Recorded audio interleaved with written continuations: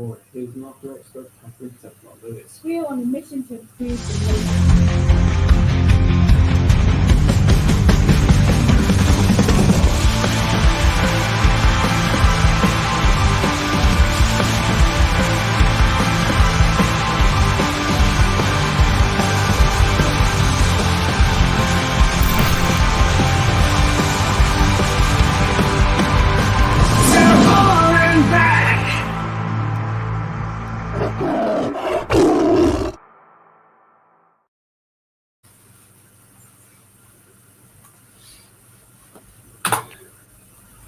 Evening, guys. I think I'm nearly there. I'm just having problems at my end to get things working. So, good evening. Thanks for joining us. We're here on to Hull and Back podcast with the new show that we've got going on, Tiger Talk, which is hopefully going to be live on the radio very shortly too, as well as being live here on the internet like we are with Hull and Back all the time. Good to have you along, boys. Thanks for joining me for this. My dad's let me down. I don't know where he is. Well, that's why you need to be looking at maybe getting another partner in AD. I think it's for the first episode, for the launch episode, it's unacceptable, really, isn't it? Let's be honest. Put the job advert out. Yeah, I might have to put the job advert out. Get a new partner. Get somebody who can basically help me, and we'll hopefully get that. We might be able to go live if I can get this to work now. I'm just gonna have a look now and see if this is working on the radio. Is it going out on there? I don't know. Let's have a look. This is very much doing, yeah. We expected this, by the way. If anyone's watching and is wondering what the hell's going on, we did expect this. I just need to double check. But you boys talk amongst yourselves for a minute. But just for everyone watching, with live radio, we can't really test this before, so we're just sort of hoping. It's working. We're on the radio as well. Yes. So we are live now on the Humber wave as well as being on the podcast, which is great.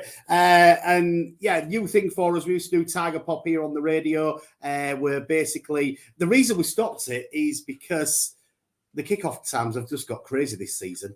And because the kickoff times are so crazy, to do something at 1 o'clock on a Saturday afternoon was not going to work anymore, really. So we thought, let's do something different. And to be fair, us guys to Hull and Back and Humber Wave Radio partners for a long time, we've done a few things together, but we haven't done enough things together. So I thought, let's all get involved and just have a family go. And here we are. Yeah. I mean, it's like you say, it's about utilising what we can together. And we did that live episode, didn't we? And I really enjoyed that. But the problem is midweek and when people work, and then like you say, this season with kickoff times and the new Sky deal and stuff, it would have been tough to have done something similar. So like you say, with the Tiger Pop having to stop, just give us a new home here, it'd be fine. And like you say, a good way to just sort of have that symbiotic relationship together, get us out on the radio and get us to our usual viewers as well. Get questions in, get comments in, do what you can, subscribe, listen to it on the radio, listen to it on here. You've got loads of ways to listen to us today. So yeah. The only unfortunate thing is that if you are online looking, you've got to look at my face for the next hour, which is a bad thing for anybody tuning in online. Turn the radio on. Yeah, put it on the radio. It's better. We're a podcast. just don't have your screen on. No screens. Minimise that tab. Me and Joe was at the a Jung question and answers yesterday, weren't we, Joe? Yes, we were, and we both asked a question each, and he gave us. Well, the thing I gathered from the whole thing was Adrian said a hell of a lot, and there were some, nice nuggets of information in there. But while saying a hell of a lot, he also didn't say very much at all. And when I was going through it yesterday in a sort of summary live stream I did on my YouTube, as I was going through the notes I'd made and what the questions were, I realised just how much Adrian dodged some questions. So in terms of reliance on loan players, he sort of said, yeah, well, they were good players and we're going to do the same again, and didn't really answer the question of, okay, right, we're going to be in the same position in a year's time then. With regard to Seri leaving, he just said, I'm not going to tell the manager whether to play Seri more or not. That's not my job. And, there were more examples. Like I asked about Lee Darnborough leaving, and he said, I phrased the question in a way which sort of said, right, Adrian, is there someone coming in, and has someone not being in that head of recruitment role negatively impacted the summer business? And he just sort of said, yeah, there's a new bloke coming in. He's not been announced yet, but he's a good bloke and he's had a good career to date. But to be fair, from what I've seen on Twitter, the Stoke fans aren't best pleased with what Danborough's been doing over there anyway. So I don't know if I think Danborough must have been doing something for us because, we did get some good signings in. I think, it was well documented at the press conference yesterday that Liam had quite a lot to do with, the signings, and he was quite good at convincing players to come and things like that. But we have done all right while Dan's been here. He's took a lot of flack, but, we're not a lot of money. It did quite all right for us in the past, I thought. And I don't think he's a bad, head of recruitment, to be quite honest. I think we lost quite a few things this season.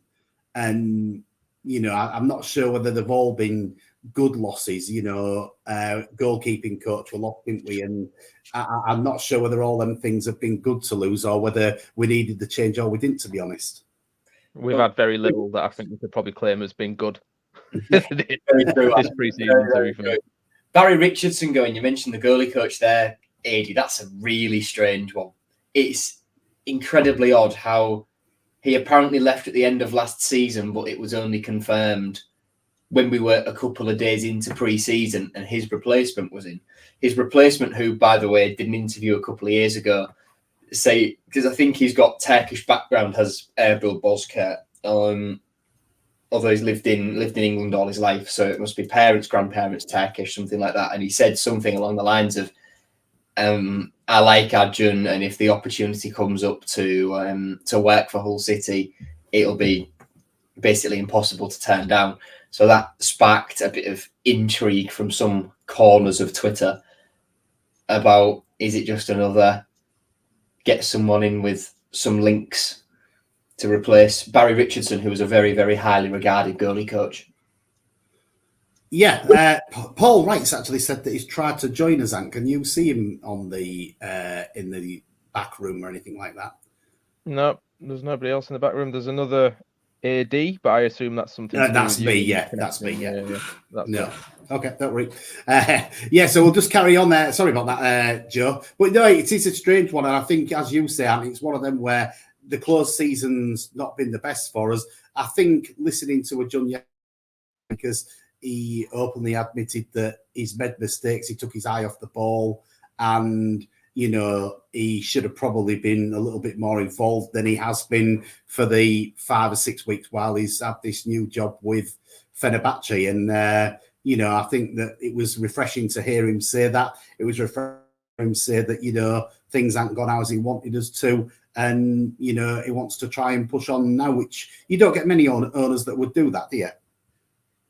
I don't think you do. I think he gets a lot of flack sometimes for how open he is. But see, I choose to look at it like he does say repeatedly. He sort of sees things as a fan, and he kind of talks from an emotional perspective rather than obviously as an owner perspective. And we always knew that Adrian was that kind of guy, even from when he took over. That he's probably led more by his emotion than he is his logic. I think that's meant to be Tan's role, is to then apply the logic and try and hinder that sort of enthusiasm a bit and keep him, on the reins a bit. But how many times have football clubs seen, because we aren't the only football team that's gone through a summer like we've just had, or a few seasons that we've just had. It's one of those where every single time now that there's needed to be questions answered, he has come forward and said, all right, yeah, fair play, I'll do a Q&A and you can come and ask me what you want. Whether or not he answers them to a satisfactory standard, obviously, is up to everybody else's perception, but he puts himself in front of there. He puts himself in the firing line himself. He doesn't get somebody else to sit there and take that flak for him. He does it himself. And he tries, for something that English isn't his first language either. So it is one of those where I think he does his utmost best. And listen, he's been great since he's come in. And yes, we've had a torrid summer, but I think it's quite clear that we put all our eggs in that playoff basket last season. and we're sort of paying the price for it this season. But we have got Paul, actually, I can add in now. He's here. I can see him. Oh, let's get him in then. There he is. Hello, everybody. Evening. Well, better late than never, I suppose. Yeah, I suppose so. I can hear myself back on my earphones. What am I doing wrong? Have you still got the YouTube stream or something open in a different tab Yeah, you will have, yeah. from where you joined? From where you were watching? Possibly. Technology and old people just don't work, do they? No. So how do I get rid of it? Well, we'll send a tech man down to you, or you'll just have to deal with it. It's one of them things, isn't it? Oh, we've lost him, have we now? I'll have to deal with it then. Yeah, you'll have to deal with it. Just listen, just hear it back in your headphones for now. Yeah, so old man Paul, right? He was part of the Tiger Pop team. He's decided that, you know, from his sleep, which you need at his age, and he's decided to join us a bit late. It looks as though he's asleep again now, though, on my stream. I don't know about yours. I think we might have lost him again. I'm back. He's back. Yeah. Good. Yeah, I'm trying to mess about with it, but obviously not doing an adequate job. Well, we'll work it out better for you next time. It's new, this technology for you, isn't it?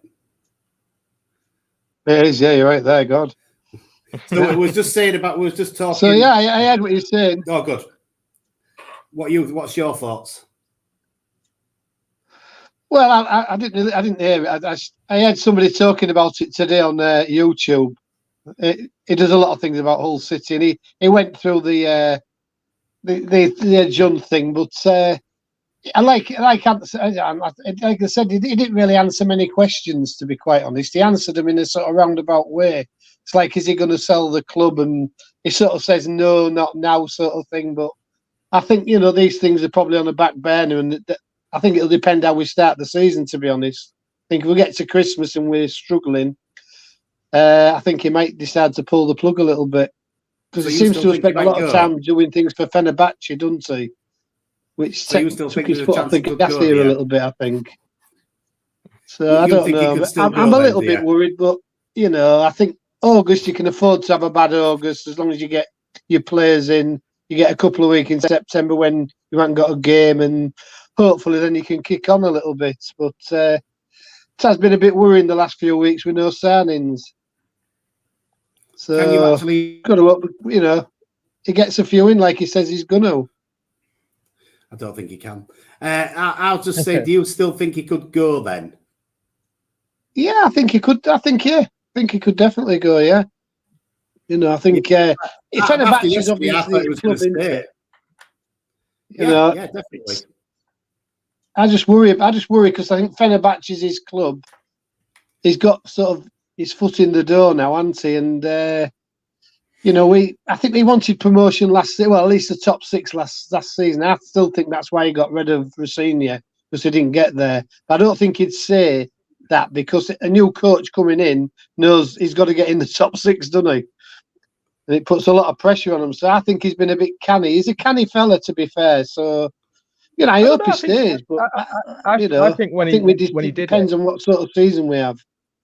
I think when he said it, I think that one of the few questions that he did actually answer with some form of certainty was that we were not for sale and that he wasn't going to go. He said that look, he said, I love the city, I love the fans, I love the city, I love, you know, everything about this place, I love being here, I love being the owner. He says the only reason I would go is if the fans turn around and said, I don't want you here.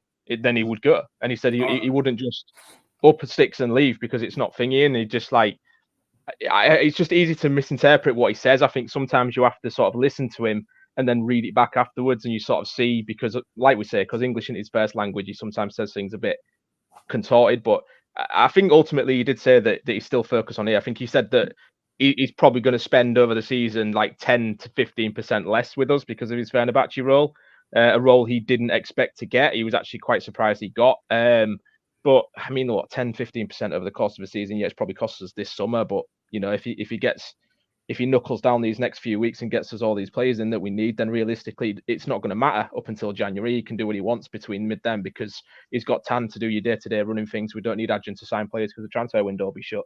So sort of his role there would be Do you think that Tan is running it well enough in his absence? Because Tan, when he came on stage yesterday, he seemed a little bit timid, didn't seem to want to talk much.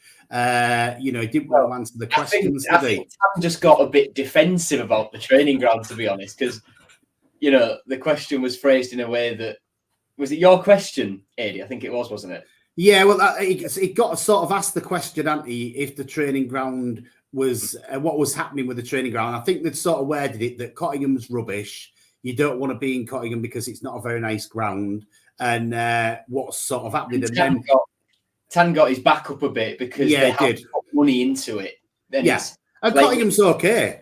Yeah, like having been there pre-takeover and post-takeover, there is visible change there. Yeah, there is. Visible change. And, they've spent £500,000 on dressing room. They've put new pitches in. So they have done stuff to it. And it is, I still think it's one of the worst facilities in the league. Like Adrian said, 18th. Probably a bit jokey, tongue-in-cheek from him. But I still think they do long-term want to move into somewhere new or renovate Cottingham to beyond recognition. I think they're frustrated with the council, but not with. I don't think it's the council. I think the council want it. I think the problem is that they've got the Showman's Guild who they've got to keep happy because of this agreement that they've had in place for donkey's years, and it's the Showman's Guild that don't want to give anything up. And I think that's what's frustrating them more than anything, because ultimately they won't need all of the fairground, they just need some of it. And I think they could give some of it away looking at it. I don't think it'd be a problem, but obviously they don't want to give that away, and that's what's causing a problem. Because I think having it all under one roof, when you look at all the other clubs that are doing well and developing players and bringing academy players through, I mean, we've done all right with academy, but I think we could do even better if there was all under the same roof. Yeah, well, Tan made a point, didn't he, about, right, I think he said without saying it that we're not going to get the training ground on there. Yeah, he did, yeah.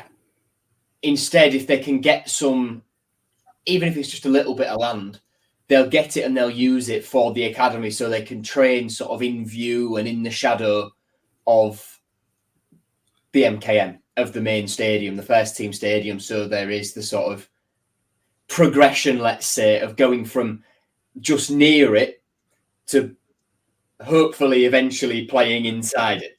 Yeah. And that's the whole thing. And one of my big concerns, going back to, do we think Tan is sort of doing a good enough job of it? Adrian said Tan is sort of his representative. And one of my big concerns was, well, a few weeks ago, that Tan just didn't have the support. We didn't have a director of football. We didn't have, CEOs, X, Y, and Z, and we still don't have a CEO. Adrian, although no one asked him the question, he still sort of he hasn't replaced Jim Rodwell from when he was an interim CEO, and I think that is still probably hindering us a little bit behind the scenes. But we've cleared up that we do have a director of football, and that's Barry Pardo, whose official title when he was signed, when he joined the club in October 2022, I've just got up, was head of performance strategy. So right. Whatever that means. So what we're saying then, Joe, that Tan's got too much to do. Yeah, I still think a CEO would help him. But if Adrian says we've got a director of football, cool, we can put that to one side. We're getting a new head of recruitment in. We've still got the brain team of Mertan, Agil, Mustafa Yokes, and there's another lad, I think he's called Ifa. So I don't really know what they do, but they supposedly do something. So fair enough. And Adrian made a point of saying that the same recruitment team that got the players last summer will get the players this summer. So we can trust them. I think the thing is with the whole fair is obviously it's a travelling fair. So I can't understand why the council can't just be like, why don't we work together and establish where else we could go? I just say, I know it's a bizarre thing, and I know a lot of people like tradition, and we've been there before as a city that fought for tradition. We did it with the name of the club as well. it's one of them. But I mean, it is a travelling fair at the end of the day, and it's in obviously council-owned area. Council can literally just say to them, "Look, we'll support you as best we can. Can we identify elsewhere to put it?" And then if not, like you say, Adrian and Tan and whatever team there is can look at other areas to put it, because realistically, it maybe doesn't need to be in the shadow of a stadium, but. I think the training ground thing. I don't think the location is so much the problem. I just think it's the standard. I think if you just upgraded it, it would do better, because I think the training ground has a lot to lure in players. Ian's got a point here, hasn't he? He can't understand why it needs to be near the ground. Why not put it on the M62 corridor? I suppose Welton or something like that would be fine, because when you look at other clubs' training grounds, a lot of the time they're not near the ground. I know Newcastle's is nowhere near the ground. It's miles away from the grounds. Is Newcastle, and it's a really nice training ground that they've got. But yeah, it's nowhere near the ground, so it doesn't have to be next to the stadium. But I do. The frustration for me is that they could actually give up the places where the caravans are kept for the fair, and they could use that bit as the fairground, and then they could have more near the stadium than what they've got. And I think that the caravans they could put somewhere close to the fairground, and they could still use them after the fair finishes on the night. So I do think they've got the room there. I just don't think it's been explored properly. Well, Tan said that, just back to the training ground, Tan said that players like it at Cottingham because it's in sort of like a residential area, and people might not know it's down there if you're just moving into the area for the first time. And it's sort of being in and amongst houses. It appeals to players as being like something different, and like there's a community feel about it. Something Steve Bruce talked about, and Liam Rossini talked about it. David Myler have talked about it from when they were players, that there's no shying away from anyone at Cottingham, because it's all one floor, pretty much, all sort of together. You can't miss anybody. So David Myler said there were times at Sunderland where we could try and avoid people around their training ground if we didn't want to see them. At Hull City, there's not a chance of that, because it's a bit more compact and all together, and you have to walk through different places to get to where the dressing room is and where the canteen is. So that's something that if they do end up building a new complex, they need to try and keep. I think the thing with it is that with them, the way that they've talked about this is that if they could have extended Cottingham, they would have done. And I quite like Cottingham. I think it's quite a nice little area. It's out the way from. They're not going to get any hassle down there. I know you go down there, Jones, sit outside there regularly and give them hassle, but I clapped in the other week. Yeah, I've heard, yeah. but yeah, I mean, obviously, as you said, not if people don't know it's there, it is a bit out of the way. And I quite like Cottingham, and I think if they could have got some extra land to put the academy there, it would have been a good thing. I think the problem is that obviously Cottingham's prime building land, and if the water place was going to give up some of the land they'd want to build on it to get some money, because there's land up there is worth a lot of money, isn't it? Well, they've given up an extra bit of land. Yorkshire Water have given off a little bit of land, sort of right at the back of the training ground, and they've put an extra few car parking spaces in there, and another gate at the far end. But I don't see them getting any more than that. And Neil has commented in using the area like Costello and the park. I think that's just very unlikely, because, well, Costello won't want to sort of be, I'm not sure what the correct phrasing is, but they'd be like shadowed by City's training ground, and then it's people taking the land, and that's, where people walk the dogs and go hang out and stuff like that. So I don't think that'd be likely. It'd have to be on a bit of land that's not being used, I'd imagine. I think, like you said, Cottingham in a bad place, because it is sort of private, isn't it, to a certain degree. And I think that's probably what they do like. I mean, I think they need somewhere like that if they're going to move, rather than, sort of in the middle of somewhere. I don't know if it's good really being on Walton Street. I think, unless they can make it really private, I think that this sort of the Cottingham thing is really private. It's the back of a bad lane, really, isn't it? It's only a narrow lane. It's a terrible. I just think it's it's just nice. I think it's just a nice place. I think if they're going to move, they need something similar where they're going to be a bit private. I think the reason for Walton Street is because they would have obviously got it for free, wouldn't they? The land would have been given to them by the council, and then they'd have spent the money, probably some of their money, probably some from grants to build the sports village, because ultimately they was going to use it for community use as well. So I think they're looking at budget as well as anything else, and that would have, certainly not cost them as much money as having to build somewhere brand new, buy some land somewhere. No, so I think that's definitely part of it, because obviously the football club's costing him quite a lot of money, and I know he'd rather put the money into players than put it into a training ground.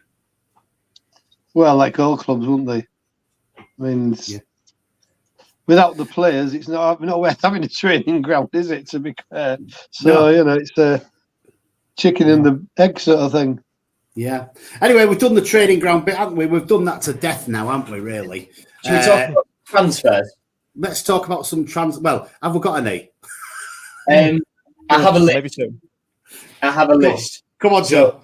We've had rumoured in the last few days to be just about certainly coming, as certain as we can be, when Kiefer Moore was a certainty and Brandon Thomas Asante was a certainty. So when I say certainty, I mean caveated with it's not done until the ink's dry, and it's not done until the tweet the photos. It's not done until that statement's on the website. It's not done until the press release has been sent out to various outlets.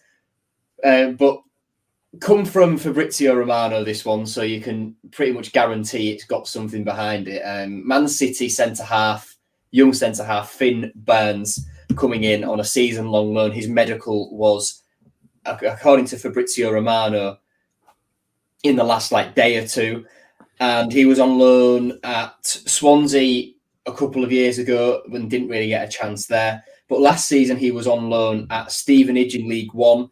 So I asked Matt from the Stevenage Football Club podcast what we could expect from him, and Matt said to me, quote, "What a fantastic talent. Originally started at centre-back, but evolved into a defensive midfielder as he was so good technically on the ball. Great talent, will thrive in the Championship." Good to hear. One thing that, one point that one of my mates has made is that he's a 6'5" centre-half, and in 33 games in League One last year, he didn't score a goal. He's a Greaves replacement straight away. How long did it take Greavesy before he scored? It took him ages, didn't it? We're not very good at. We definitely need another centre back, don't we? At least one. Yeah. Well, Adrian said at the Q&A yesterday he wants 2 centre backs, 2 number 6s, 3 wingers, and 2 strikers, plus this guy. From BSC Young Boys, we are apparently close to signing Anthony. This is how you pronounce it, by the way, and check this before we went live. Anthony Rachopi, former Swiss under-20 and under-21 international, played in the Champions League for Young Boys. It hasn't been officially announced yet, but the murmurings seem quite strong. It seems very close. He might be in for Saturday. If he is in for Saturday, I don't think he'll play. I still think Panda will get a shot on Saturday, just because he'll have played the system a little bit more.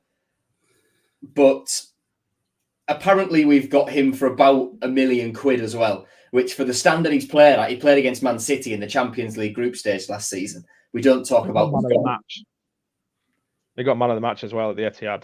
He was well for them anyway. Yeah, for them it was he put in a blinder of a performance. Apparently, if you someone was tweeting a collage the highlights, and most of them were from that game where he just made loads of really good saves. So hopefully he's a good shot stopper, which is something we've been missing over the last year or so. Definitely. Yeah, I feel a little bit sorry for Pando, to be honest, because he didn't play for about 6 months, did he? He just sat on the bench, and then he's come in a new system. The defence maybe not as strong as it could be, I mean, I'm not saying he's the best keeper. Don't get me wrong, but I just feel a little bit sorry for him because he's not had the chance, has he? I think last year when Allsop was having a few bad games, you could have put him in, and they didn't do. And I say 6 months. Oh, it must be about 6 months he hasn't played in goal, apart from the last 6 games or something. You know, it's not easy, is it? And every goal seems to be his fault.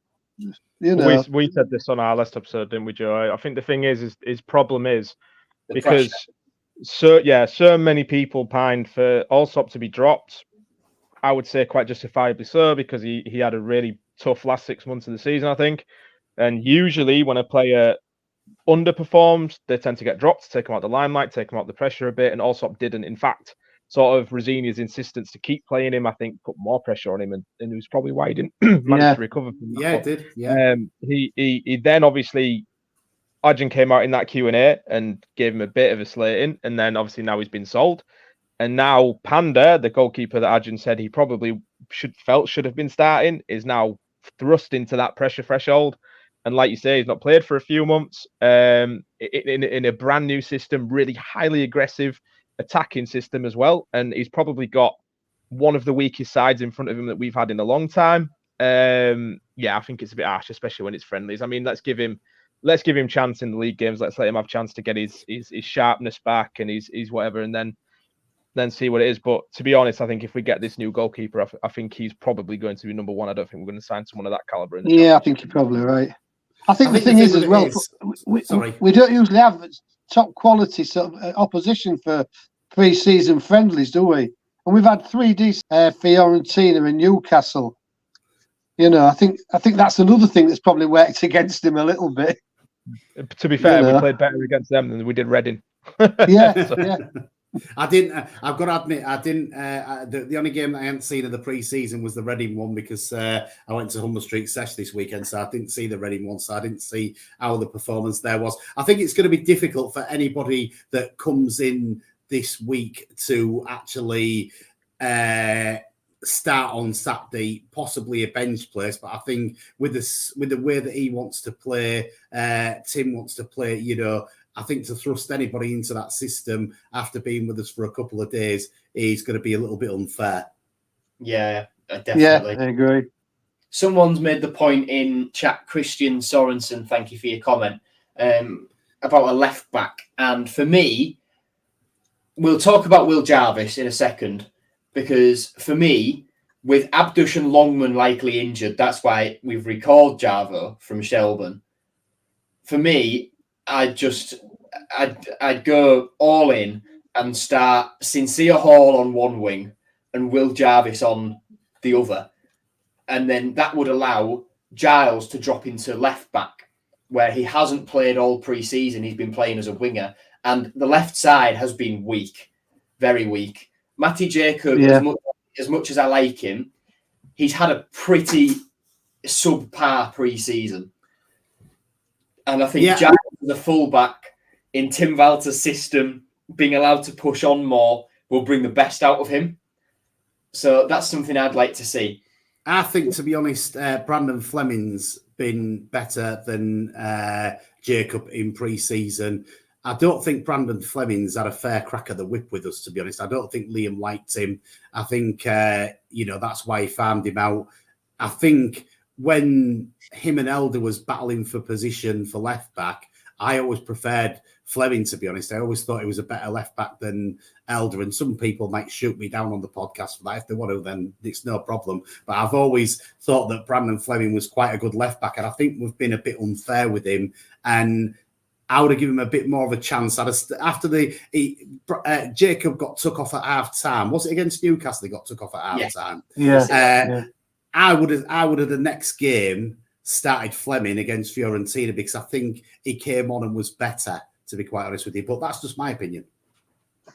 We can't understand the club last year. We had about 8 left backs, didn't we? And now we're struggling with a left back. Well, we started pre-season with 4 left backs: Giles, Jacob, Fleming, and Furlong. Furlong's now gone out on loan. And when Matty Jacob got substituted off, Furlong, Giles, and Fleming could have been shuffled around to replace Jacob at left back, and instead Cody Drama came on and Louis Coyle went to left back. Yeah, Giles was on the pitch already. Yeah. yeah. It's a funny position for us. There might be better left back in the changing rooms, and that's my pun for the night. There you go. This Drama seems a decent player, doesn't he? Seems a decent signing, I think. That I've seen of him. Yeah. You know, I think so. I don't know how we managed to get him from Leeds, to be fair, but On a free, he that's seems a decent player. Yeah, he wasn't going to play for Leeds, I don't think. He's one of those where feeling the love there, was he? whenever I've spoke to Leeds fans, because I unfortunately know a lot of them, they said that he never really seemed to perform for Leeds. Whenever they seemed to give him a chance, he always had a bad performance. Or if they let him have a few games in pre-season, he never really looked like he was up to the standard that they needed to start. But whenever he went out on loan, he turned into a world beater. So, like, he went to whichever championship club he went on loan to, absolutely loved him. So, Luton fans were saying that they were gutted because they wanted him back. And this is a side that's just come down from the Premier League. They'd have been happy to have him back in their team. So, that suggests his pedigree. He won Player of the Season at Cardiff, and he only played there for half a season. Birmingham, he was one of their rare lights last season when they went down. He's obviously got pedigree, and he's good going forwards. So, I think it's perfectly matched for our system. It's great that we've got him on a free. I've seen somebody on Twitter compare him to pre-injury Cyrus Christie, and that's exactly the kind of player that we missed last season.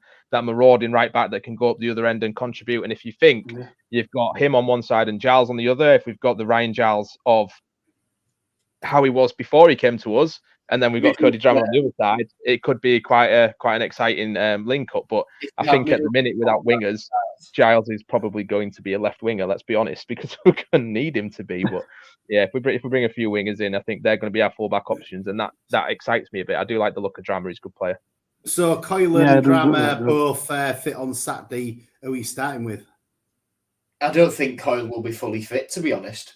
He had a little injury and he was left out of the Reading game, so I think Walter will want to ease him back into it, and he'll play the Sheffield Wednesday game in the Carabao Cup, Louis Coyle. So I think he'll start with Cody Drama. Yeah, I mean, Louis Coyle. If they were both fit, who would you play?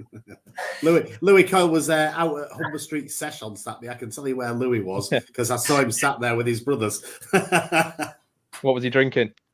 I didn't see what he was drinking, and it could have been an orange juice because I'm not going to get him into trouble like that. It's all right. Tell us off air. It's all right.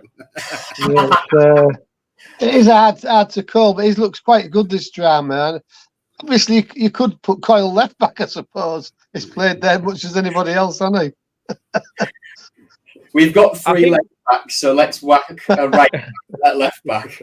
To be fair, that's kind of our thing the last few years. We're pegging around those. I mean, the problem is that Louis Coyle. I mean, I would sit here and say I'd like to see Drama start just because he gives us a bit more going forwards.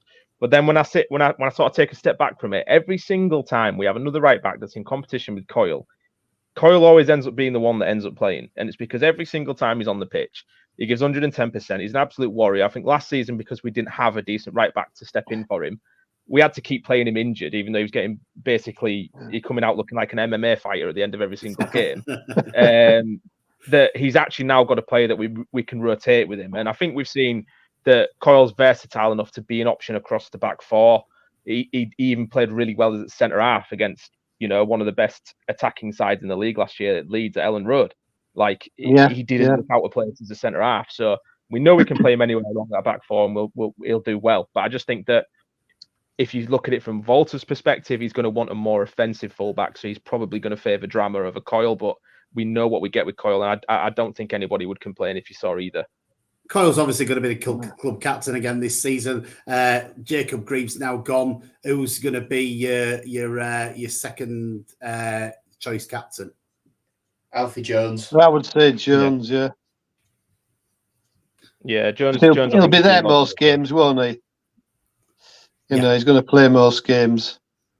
Jones, maybe Slater as well. Could be in contention. Yeah, he's a possibility. Playing starting in the midfield. Not McLaughlin.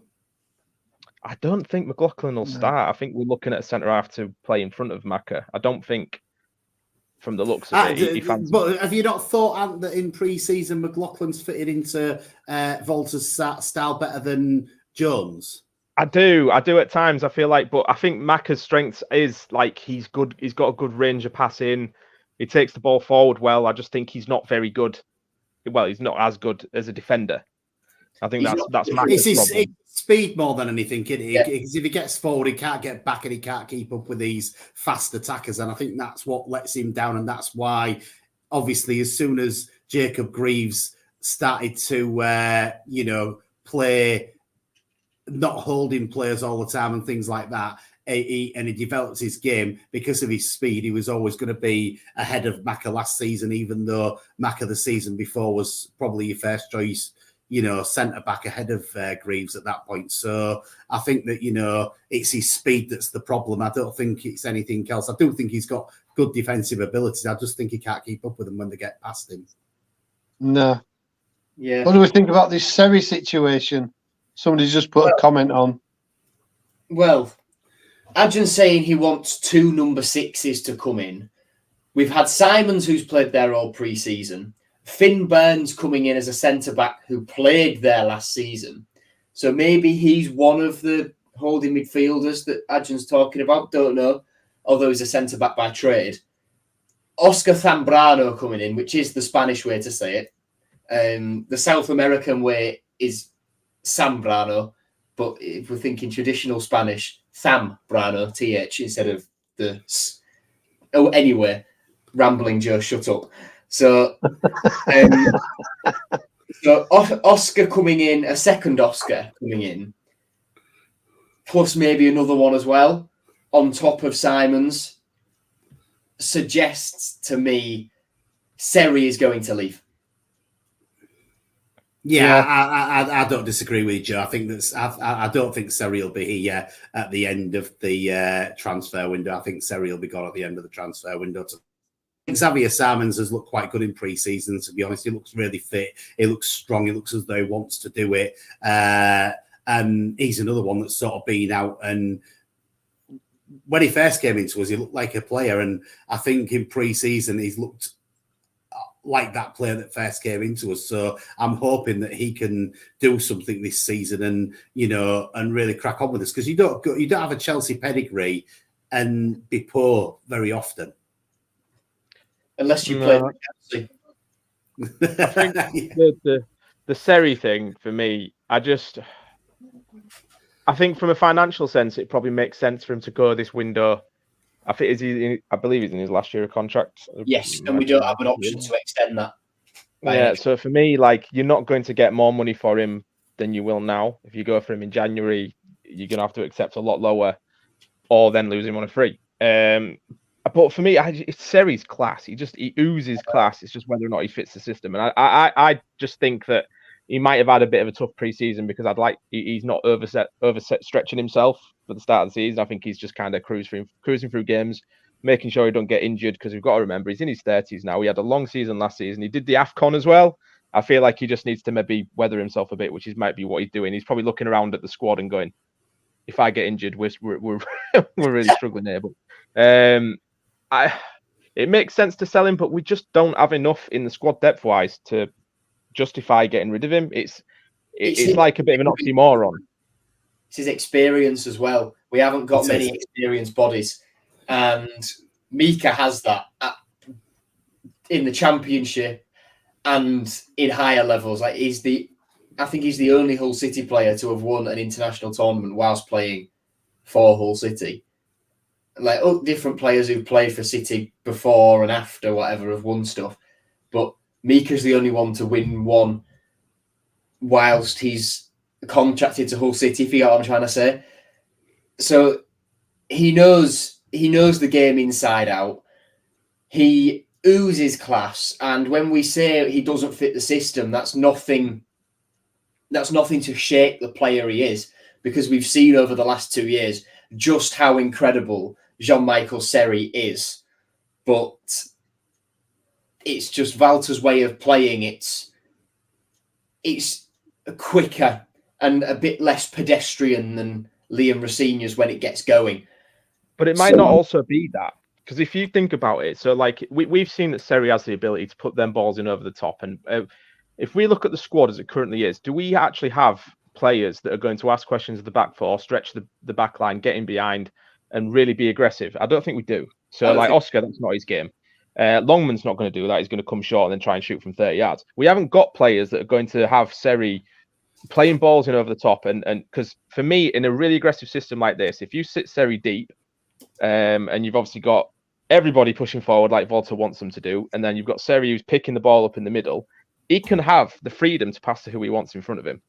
It's just that you've got to have the players there for him to pass it to. Now, a Tommy Conway up front, running in behind, being the kind of player that he is, where he's going to just constantly be hassling defenders, a bit like Aaron Connolly was, wants to get on the shoulder and in behind and asking questions. Perfect for Seri. But we haven't seen that in pre-season because we haven't got those players. So I think it's one of those where Seri, you can't really judge with this system because we haven't technically played entirely this system yet because we haven't got the players to do it. No, and he only came on Newcastle late. Was it Newcastle that came late on it? And, as you say, might be sort of taking it easy a little bit pre-season, keeping himself fit maybe. So I don't know. I wouldn't necessarily get rid of him, but I can see why they would get rid of him. Because obviously, you say at Christmas, they'll probably want him to go anyway and we'll get nothing for him. So Aaron's right. He's a good player. You do realise when he was away at the AFCON how much we missed him. You do realise that, so he's right. But that was in Rossinia's playing where he had a bit more time on the ball. This time he has to move about a bit more and probably don't have as much time on the ball as he did do then. So I get both ways. I do. Yeah. So it's a difficult one. I think, as you've all said at the moment, because of where we are with the squad, we ain't got enough players in. We're obviously dreaming of some players coming in. Joe's dreaming about more than the rest of us, but we're all dreaming of players coming in. But until those players have actually signed that paper, been published on the website and all that, like the hours, are they? No, definitely. So we've learned that hardware this year. Yeah, we have. Listen, we've been, since Jung came in, we've been really lucky because, obviously when he first came in, the first summer that he's here, I was lucky enough to go to that press conference where he's got 9 players. I think it was 9 players. There was all lined up in a line, all these players that he'd bought. And, you looked at them and thought, wow, this is amazing. You only then realised as the season started that maybe these 9 players aren't 9 great players. It's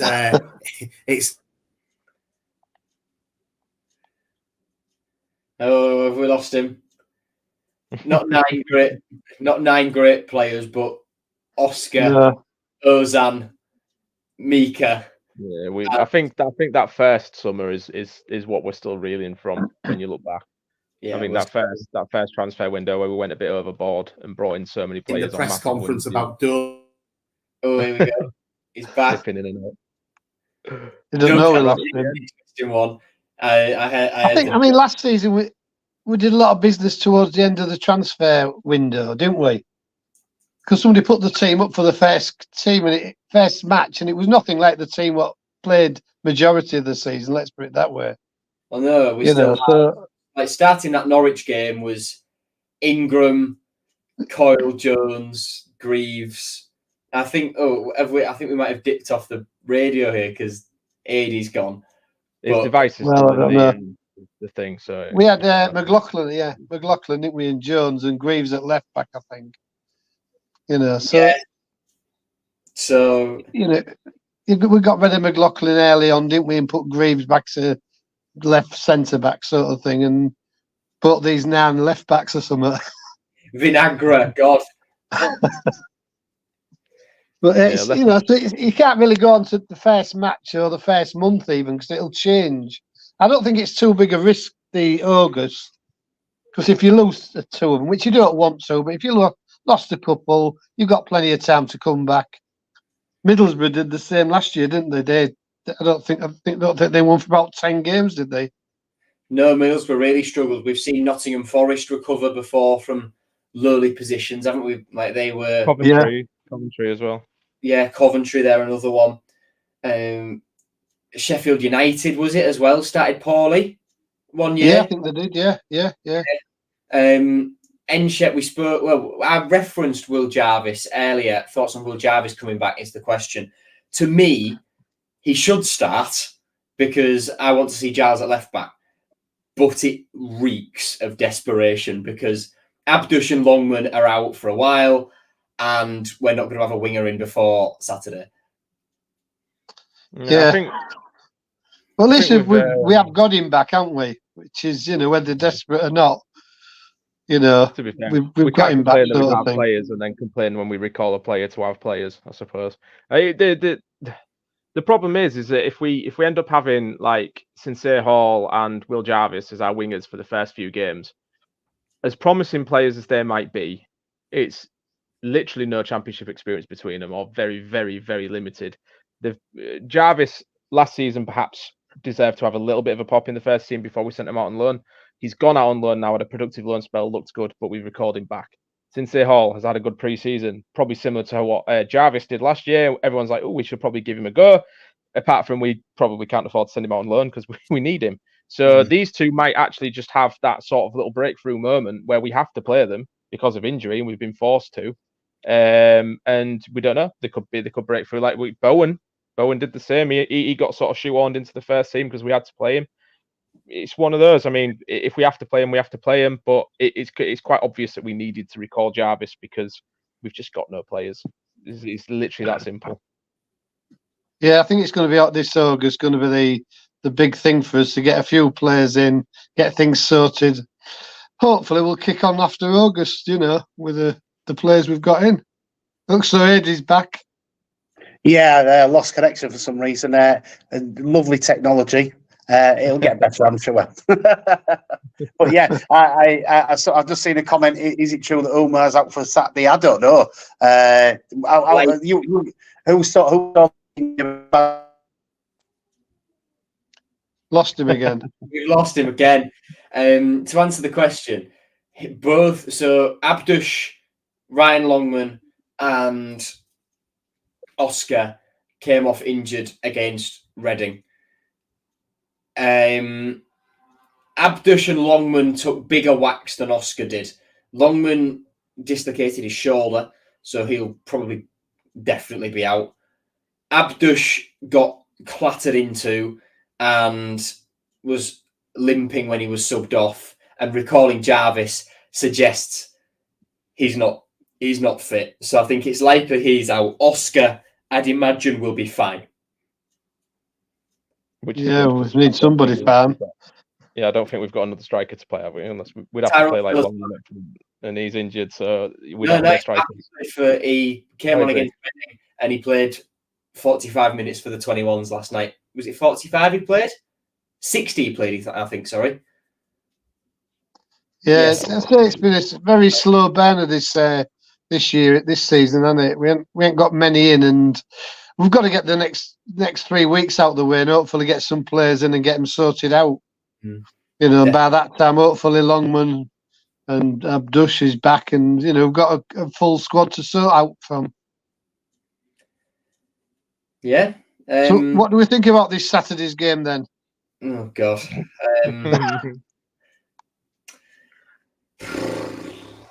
I'm trying some fellas today. I'd take a draw. I'd be buzzing with it. I honestly think that I'm looking at the first few games and I'm trying to look at where we could actually get points. Plymouth.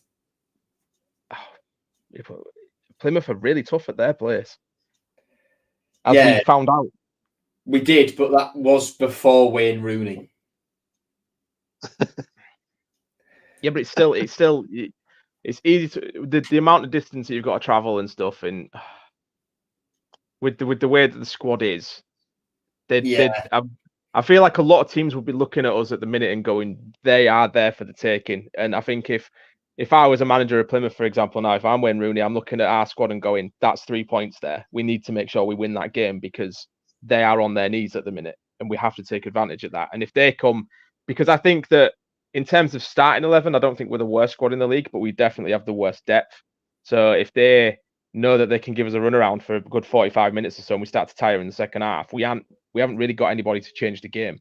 So if you can get under our skin and sort of upset the game plan, then we will struggle. And I think that's why the first few games we've got really, really. I can see us in the bottom three for the first couple of months.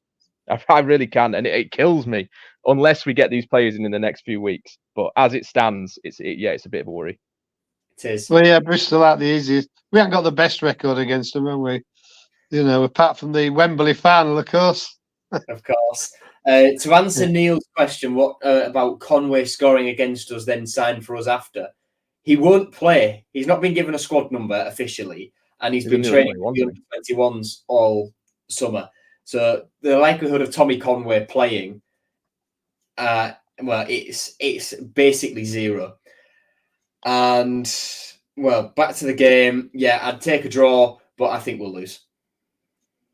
Well, I couldn't argue with that really, but you've got to hope that the home support might give them a bit of a boost. I mean, they did play well against Newcastle, didn't they? And they all have the same team. Obviously, there's 2 or 3 injuries, but they did play quite well and look quite good. And they said they struggled with the system a bit, didn't they, Newcastle initially? So you've got to hope maybe Bristol struggle with it a little bit and we get a goal somewhere. Hopefully. Sam's running out on the radio. Oh, you're back. So we've got to say bye on the radio, but we can continue online, no problem. Thanks for listening on Humber Wave. It's been good to do this. Hopefully the technical part of it will be a little bit better next week. I think we've pretty much covered everything anyway, haven't we? I think we have, yeah. So the only thing that's left on my list to say is the club did a little teaser at 9 a.m. tomorrow. All right, Bob.